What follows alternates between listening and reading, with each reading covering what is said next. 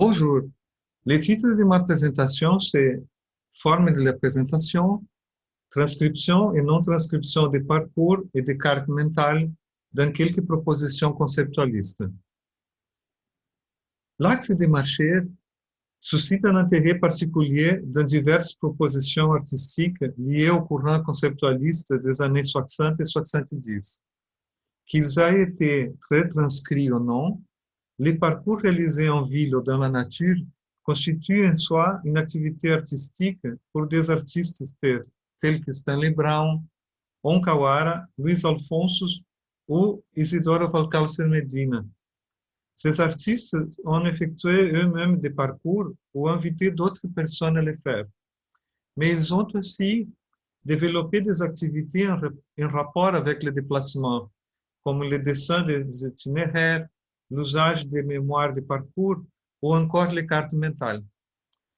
Les approches et les conceptions sont différentes de l'utilisation ou de la non-utilisation des enregistrements et des transcriptions de ces parcours dans l'élaboration d'une poétique. Au premier abord, les formes de présentation des travaux analysés semblent configurer et articuler les éléments constitutifs suivants. Le jeu entre la présence et l'absence de transcription, la non-utilisation de la transcription pour, peut-être, mettre l'accent sur la mémoire de chacun, sur les connexions associatives internes et personnelles et sur l'imaginaire, ou l'utilisation délibérée d'outils, des méthodes ou d'enregistrement produisant des informations partielles. Dans le cas des œuvres qui utilisent des cartes dessinées, y a-t-il un déplacement d'informations, un changement au niveau de leur emploi? Comment les lacunes de l'information ou les absences de transcription des parcours s'articulent-elles avec le langage artistique et avec la présentation des œuvres? Les œuvres étudiées sont en effet des documents sur les actions et les parcours réalisés, et la manière dont ils sont présentés est essentielle dans la constitution des propositions. Existe-t-il un aspect plus fondamental, une sorte de jeu mené par la forme de présentation qui induirait à des associations entre ce qui est montré et ce qui est absent? Cette étude se concentre donc sur la constitution du langage artistique de ces propositions qui se penchent sur l'expérience du parcours et qui, chacune à leur manière, font émerger les enjeux de la représentation, de l'espace et de l'espace de représentation. Dans le cadre de ce colloque, je me concentrerai plus particulièrement sur les travaux de Stanley Brown et Luiz Alfonso. Artiste hollandais né au Suriname, Stanley Brown a débuté sa série This Way Brown en 1960 dans le rue d'Amsterdam. Quand il demandait son chemin aux passants pour aller quelque part, il leur donnait une feuille blanche avec un stylo ou un crayon et leur demandait de dessiner l'itinéraire. Plus tard, il a repris ces ébauches réalisées par les personnes et y a posé avec un tampon la phrase This Way Brown. Pour pouvoir être répondu de manière affirmative et efficace, le type de questions exigeait implicitement que les passants aient une certaine connaissance de la ville ou de la zone recherchée. Il devait activer son sens de la localisation et de la direction, sa mémoire des lieux et des rues avec leur parcours et leurs connexions, pour composer une carte mentale et établir un itinéraire. Peut-être avait-il besoin d'accéder à sa carte cognitive de la ville, un concept fondé par le professeur Edward Tolman. Pour Michel Denis, la carte cognitive est une représentation mentale dont la fonction s'apparente à celle d'une carte physique. Elle sert à, je cite, reconnaître des lieux, calculer des distances et des directions, aider l'individu à se diriger dans l'environnement. Une carte cognitive peut inclure des informations qui ne sont pas de nature proprement cartographique. L'information n'y est pas nécessairement organisée, sous la forme d'une structure cohérente en fonction des coordonnées spatiales. Dans ce cas, la représentation interne risque de moins ressembler à une carte qu'à une sorte de collage. Cette conception, introduite par Tversky, permet de rendre compte du fait que les cartes cognitives n'ont pas forcément la cohérence et l'organisation interne d'un document cartographique, mais que, comme le font les collages, elles incluent une information figurale, parfois incomplète, et combinant plusieurs perspectives. La métaphore du collage cognitif pourrait alors être plus appropriée que celle de la carte cognitive.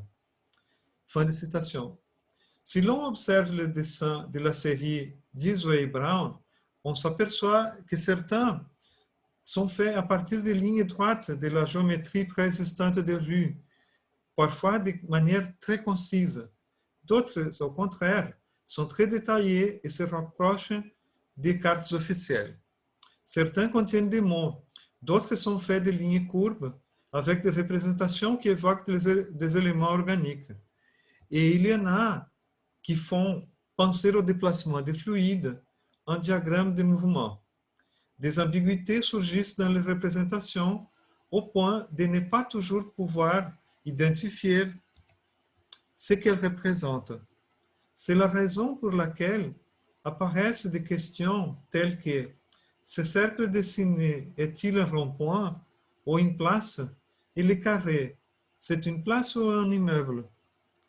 Il peut aussi y avoir des questions sur l'identité des croquis, des doutes sur ce qu'ils sont. Au moment de la rencontre avec les passants, quand la question est posée par Brown et la réponse dessinée par l'interlocuteur, il y a un contexte communicationnel qui s'instaure de manière pragmatique. Les informations données peuvent effectivement indiquer et établir un parcours pour celui qui les sollicite. Mais quand les dessins sont présentés dans une exposition artistique, les informations en question ne les accompagnent pas. Les passants ont transmis des instructions orales ou gestuelles en lien avec les dessins qui complétaient les indications sur les parcours à suivre. Postérieurement, ces instructions sont absentes, les références sont incomplètes et on ne sait pas exactement où étaient les lieux de départ et les lieux d'arrivée. On sait simplement que c'est un dessin qui montre un parcours. D'un autre côté, l'absence de certaines informations au profit d'autres est un procédé constitutif des cartes en général. Comme l'observe Barbara Tversky, je cite, les cartes omettent des informations car une grande partie des informations de l'espace n'est pas seulement non pertinente, mais empêche également de trouver les informations essentielles. Les cartes sont généralement conçues à des fins de communication. Cette fin détermine quelles informations doivent être conservées et quelles informations peuvent être éliminées. Fin de citation. Sur toutes les cartes, il y a une réduction de l'information. Mais cette réduction est-elle seulement là pour des raisons communicationnelles ou pragmatiques? On sait qu'en tant que représentation, les cartes opèrent différentes réductions dans leur propre constitution. Les cartes modernes sont des plans où les superficies tridimensionnelles sont converties en formes bidimensionnelles. Les dessins est géométrique, les échelles sont réduites, les représentations simplifiées généralistes et des conventions établissent un langage cartographique. En effet, il existe déjà des réductions à l'intérieur du processus d'élaboration de ce type spécifique de représentation. Néanmoins, ces réductions, ces formes et ces altérations au niveau de l'information des cartes correspondent aussi à des conceptions du monde et de la connaissance, voire à des raisons politiques. D'un point de vue historique, la cartographie occidentale moderne a surgi au XVIe siècle dans un processus d'abstraction de production du monde qui est contemporain et concomitant de l'accumulation primitive capitaliste. Selon Mesadre et Nelson, la logique de la valeur d'échange imprègne la raison cartographique moderne dès son émergence. Les cartographes se rendent compte que reproduire le monde sur une carte, c'est aussi le produire. Les cartes modernes n'existeraient pas sans les frontières géographiques et cognitives qui articulent la production cartographique, la fabrication du monde. Car les symboles cartographiques fonctionnent comme des équivalences générales qui limitent, divisent et mesurent l'espace, effacent le processus matériel du travail et de la fabrication du monde réel. Dans l'actualité, la prolifération des frontières et des conflits qui y sont associés nous montre les effets que cette fabrication du monde continue de produire. Brown a réalisé sa proposition dans une période historique où l'utilisation des cartes et l'alphabétisation cartographique étaient en pleine croissance. Le géographe Marc Monmonier observe, je cite, qu'elle soit motivée par la technologie, la formation de l'État, l'impérialisme ou d'autres forces, la cartographie a exercé des rôles nouveaux ou beaucoup plus importants au XXe siècle, notamment dans le divertissement, la protection de l'environnement, la gestion de la croissance urbaine, les prévisions météorologiques, l'atténuation des risques et d'autres domaines ayant un impact social évident. Fin de citation. Cependant, il y a des différences entre les cartes officielles de la ville et les croquis recueillis par Brown. Ces dernières possèdent des caractéristiques similaires à celles rencontrées par l'anthropologue Tim Ingold dans les croquis d'itinéraires échangés entre passants et qui peuvent être énoncés ainsi. Les caractères éphémères des dessins, les relations intimes avec les parcours physiques du marcheur, le fait que les dessins n'essayent pas de représenter le territoire, l'impossibilité d'orientation spatiale autre que celle qui est indiquée. Ce qui compte, ajoute Ingo, ce sont les lignes, pas les espaces autour d'elles. Ce sont des lignes de mouvement. En effet, le mouvement de la ligne retrace votre propre marche dans l'espace réel. Comme dans les cartes en général, les dessins réunis par Brown présentent une réduction d'informations. Elle est plus importante et plus spécifique parce que les informations orales et gestuelles échangées avec les passants sont absentes. L'emploi de ces croquis était circonstanciel et conditionné aux interlocutions. Étant donné que les informations données n'accompagnent plus les dessins au moment de leur exposition, ils perdent leur but premier. L'emploi pragmatique disparaît dans la mesure où il manque les informations qui permettraient de relier les dessins à un contexte et qui situeraient ces représentations dans l'espace de la ville. Les hiatus d'information interrompent sa fonctionnalité et met en évidence la conscience de sa présence et sa non-conclusion. Ainsi, les dessins apparaissent comme des morceaux de représentation, des fragments de code et de langage. Cette réduction supplémentaire, ces hiatus, nous amène à nous arrêter sur chaque dessin en soi, sur l'étrangeté de sa forme, l'instrumentalité, fonctionnement et existence. Elle met aussi en lumière l'incomplétude, les vides qui s'ouvrent et s'établissent comme un composant de la production artistique au moment de son exposition. Les hiatus demeurent dans la distance, dans l'espacement entre les interlocutions initiales et la présentation finale du dessin. Bien que les croquis aient été réalisés d'une manière informelle, à partir des cartes cognitives des passants, ces dernières ont-ils utilisé leur mémoire de code de représentation des cartes déjà vues auparavant? Rien ne permet de le savoir, mais la question se pose parce que l'emploi des cartes en général était fréquent quand la proposition a été réalisée. Il suffit de penser aux écoles, aux moyens de transport ou encore aux déplacements urbains. En outre, est-ce que quelque chose de similaire pourrait se produire du point de vue de la réception? Les dessins stimulent-ils nos associations mentales par rapport à ce que nous reconnaissons dans les formes, les codes et les systèmes de représentation des cartes? Pourrait-on interpréter les représentations de ces dessins à partir de ce que l'on se rappelle des cartes déjà vues ou déjà utilisées, les dessins peuvent-ils induire un processus de cartographie interne de ce que nous connaissons sous cette forme de représentation? Une activation de ce que l'on pourrait peut-être appeler nos cartes mentales de représentation des cartes? Si l'on regarde l'ensemble des œuvres de Stanley Brown au cours des années, on s'aperçoit que l'acte de marcher était extrêmement important pour lui, quelque chose de particulièrement intense. Certaines œuvres ont été créées à partir de cet intérêt obsessionnel pour les mesures et les distances produites par son corps en déplacement et notées sur des fiches, comme le nombre total de mes pas en Algérie, le nombre total de mes pas en Espagne, le nombre total de mes pas au Maroc. D'autres travaux consistent à retranscrire le nombre de pas en mètres pendant cette sortie à pied, ce qui donne lieu à des mesures chaque fois différentes.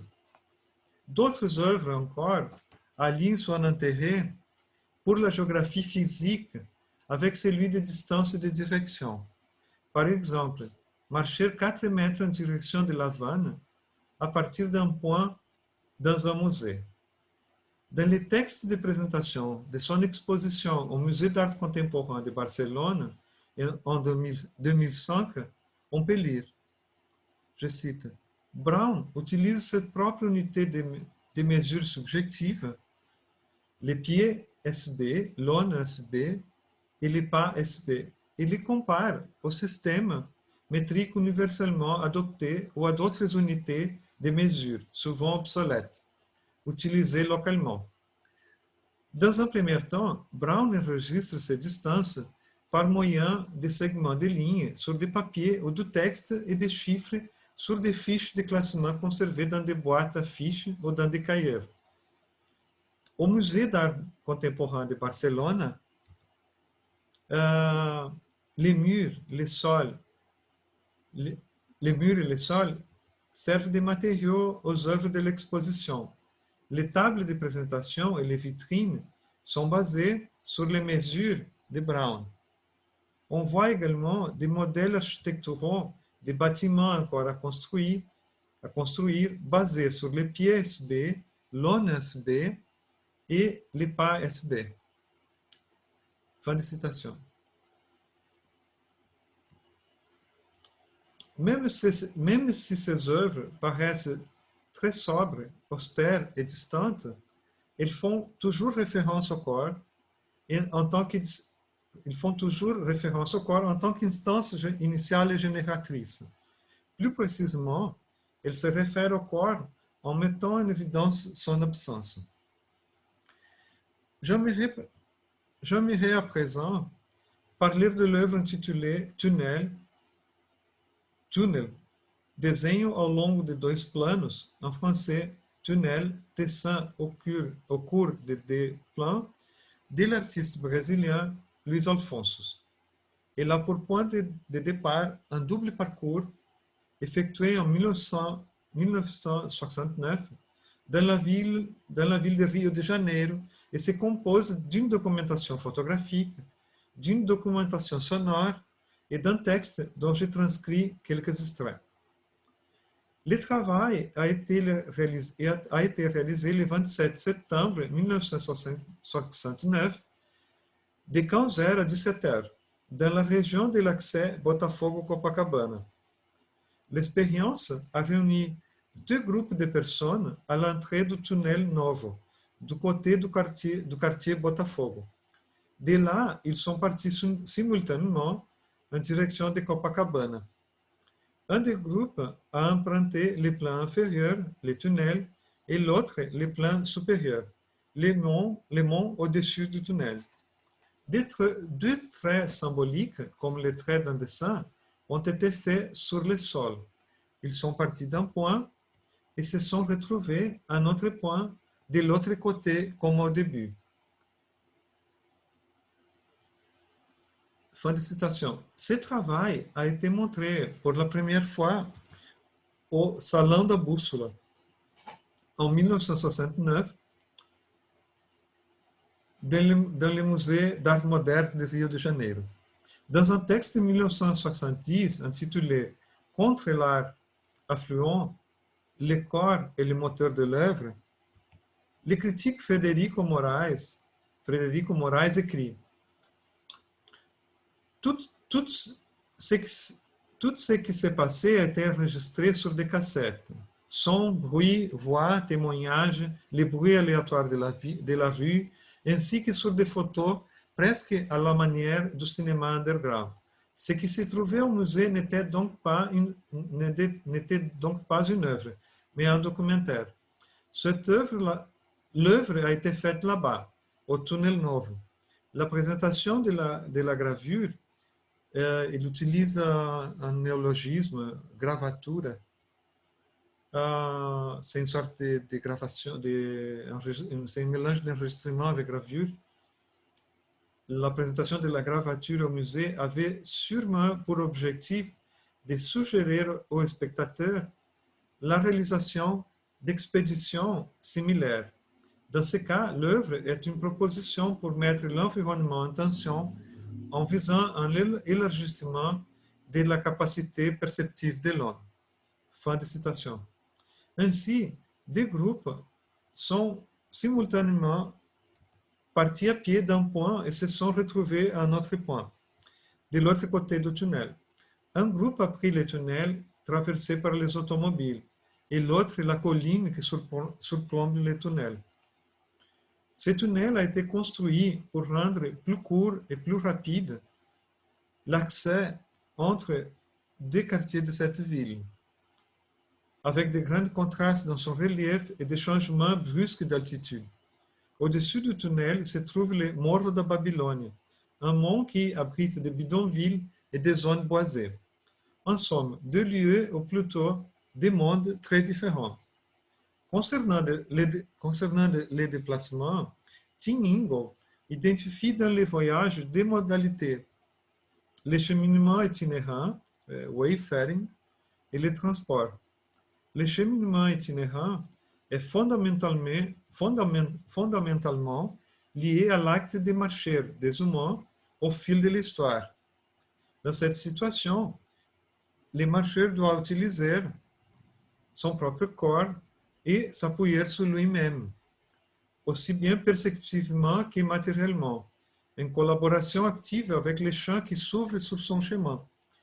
Par conséquent, le voyageur est continuellement en mouvement. Plus exactement, il est son propre mouvement. Ingold reprend les études de Claudio Porta sur les Inuits du Nord canadien et observe que chez eux, la vie s'écoule pendant qu'ils voyagent. Ils connaissent d'autres voyageurs, les enfants naissent, ils chassent, ils pêchent et réalisent d'autres activités de subsistance. Quant au transport, il est lié au transfert du voyageur d'un lieu à l'autre, à son déplacement. Le transport ne se distingue pas par l'emploi de moyens mécaniques, mais par la dissolution du lien intime qui, dans l'acte de la marche, unit locomotion et perception.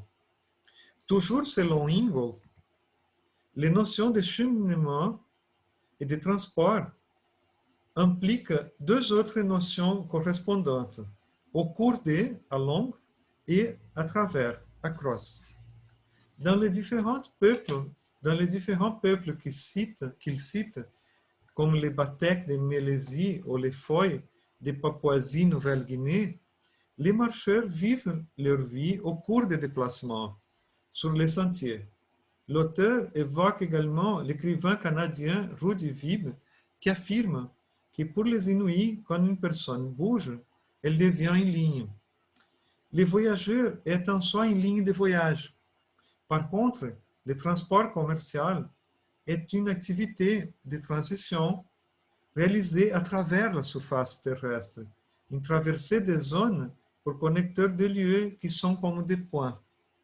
Et Ingold est finalement ajouté: nous pouvons considérer que les deux types de mouvements, au cours de et à travers, peuvent être décrits par des lignes, mais des lignes fondamentalement différentes. la ligne qui avance au cours de, selon le terme de Paul Klee, est sortie pour se promener.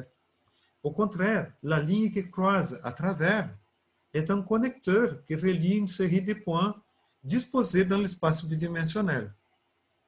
Les dessins énoncés dans les titres de l'œuvre de Luis Alfonso, Tunnel, dessin au cours de deux plans, a été réalisé par les parcours de deux groupes différents pendant la traversée du tunnel et du mont. Pour Alfonso, il s'agissait d'un travail sur la simultanéité du fait en faisant un dessin dans l'espace. On a rencontré les émotions, les idées, les bidonvilles.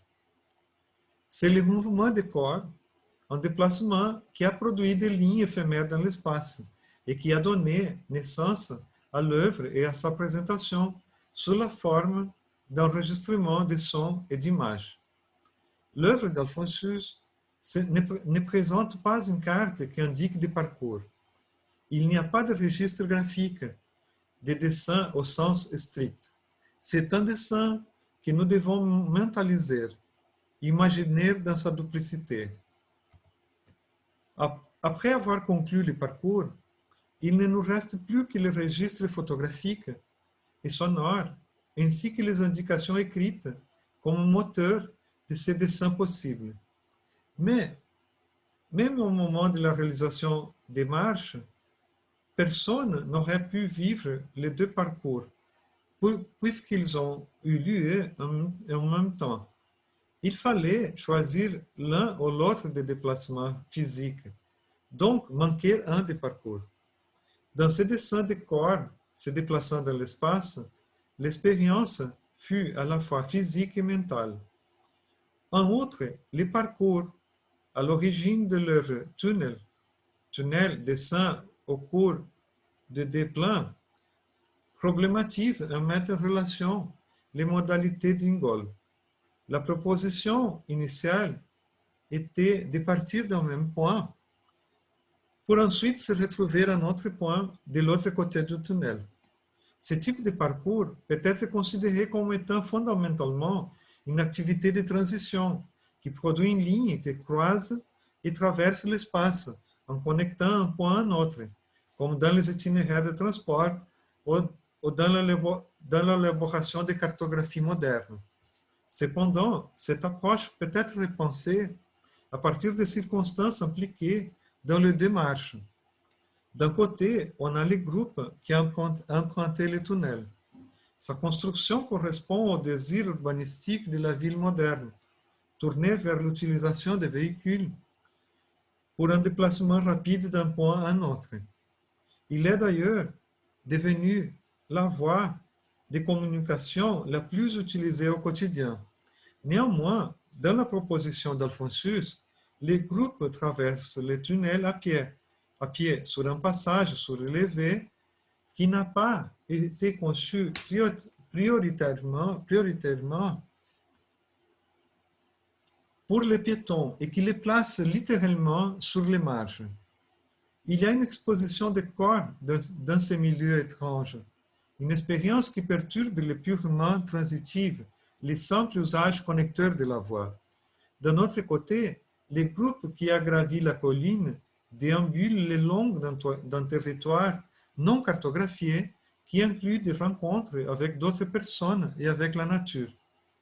Il s'agit ici de parcours bifurqués réalisés l'un sur l'autre en épaisseur, c'est-à-dire des parcours effectués à différents niveaux dans l'épaisseur de la colline et qui modifient aussi la perception bidimensionnelle et plane présente sur une carte de la ville, par exemple, pour lui donner une corporéité, une existence et une résistance matérielle. Dans la présentation des registres de marche, la juxtaposition des photographies des deux parcours permet l'apparition d'un processus de comparaison entre les deux. Il y a une friction, un contraste entre les deux, et les trajets peuvent être imaginés par ceux qui n'ont pas participé. Une carte mentale des parcours peut-elle surgir de ce processus? Y a-t-il un bricolage d'images et d'informations dans l'esprit qui imagine, juxtapose ou connecte les deux parcours. Dans les œuvres analysées, Disway Brown, de Stanley Brown et Tunnel, dessin au cours de deux plans de Luis Alfonso, l'acte de marcher instaure des expériences et articule des problématiques liées aux spécificités des parcours, à la nature de leur représentation et au corps comme instance de perception du monde.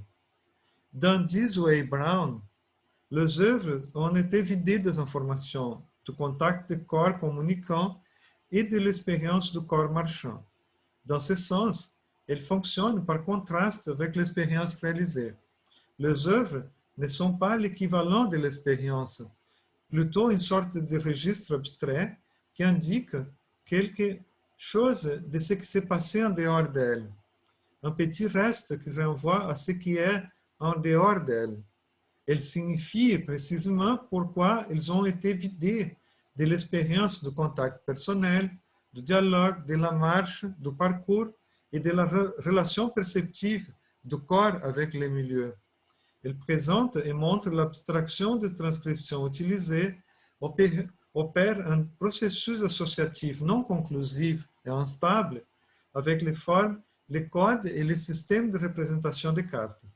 Les œuvres instaurent un processus de signification dans leur confrontation avec la non-communicabilité et l'irréductibilité de l'expérience qui demeure dans la mémoire de chaque corps.